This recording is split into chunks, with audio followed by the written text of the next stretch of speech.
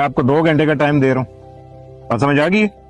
2 घंटे नहीं होते, इसका 6 मंथ डिटेंशन ऑर्डर लिखे इसका, ठीक है? इसका सारे खानदान का पता लग जाएगा इनको कि बेवा के किस तरह पैसे खाते हैं। पैसे पूरे करे और मकान खाली करे। बिल्कुल आज ही होएगा, अभी लेकर आओ पैसे, चलो मंगाओ फौरी तौर पे।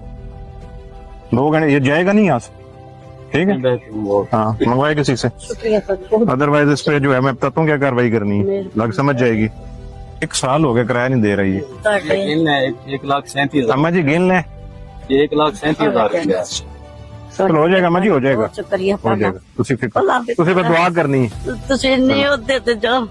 शुक्रिया लानत है जो बेवाओं को तंग करते हैं, लेकिन आपका हो जाएगा इंशाल्लाह। हम आपके लिए इधर ही बैठे हुए, आप जाएं, कोई इशू नहीं। आज हम मिठाई लेकर आए हैं शुक्रिया अदा करने के लिए। अम्मा जी भी कथा करता है ये मिठाई आप खुद है मिठाई, मेरा आपसे कोई झगड़ा नहीं, उन्होंने माफ किया, माजरत भी कर ली है, माफी भी मैं आपकी वजह से मिठाई खा रहा हूँ, खाता नहीं हूँ।